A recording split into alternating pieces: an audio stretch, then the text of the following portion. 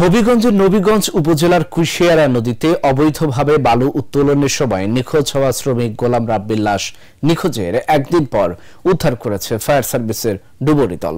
সোমবার সকাল 11:30টার দিকে হবিগঞ্জ ফায়ার সার্ভিসের ডুবুরি ইউনিট কুশিয়ারা নদীতে অভিযান চালিয়ে লাশটি উদ্ধার করে।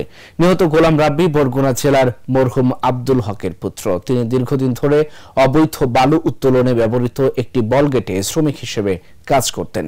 রোববার বিকেলে কাজ চলাকালে নৌকার নিচের অংশে ফাটল দেখা দিলে গোলাম রাব্বি মেরামতের জন্য নদীতে নামেন।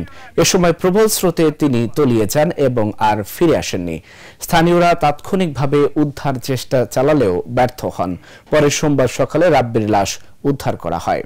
উদ্ধার কাজ পরিচালনা করার পর 20 মিনিট প্রচেষ্টার পর চার্জ করার পর 20 মিনিট প্রচেষ্টার পর আমরা লাশটা উদ্ধার করতে সক্ষম হই। উদ্ধার করতে সক্ষম হওয়ার পর আমরা লাশটা এই এলাকার যে স্থানীয় চেয়ারম্যান আছে ভারপ্রাপ্ত, ওনার কাছে আমরা লাশটা হস্তান্তর করি। তো পুলিশও ছিল, পুলিশ আসছে ঘটনাস্থলে, ওরা পরিদর্শন করে গেছে। আর আমরা আমাদের কার্যক্রম সমাপ্ত ঘোষণা করছি এই জায়গার মধ্যে। আর লাশটা আমরা মূলত পাইছি পানির মধ্যে আটকা ছিল, লাশটা মাটির মধ্যে আটকা ছিল, ওই জায়গা থেকে উদ্ধার করছি। তো উদ্ধার করে আমরা যথাযথ কার্যক্রম আমাদের শেষ করে আমরা আমাদের কাজ সমাপ্ত ঘোষণা করছি।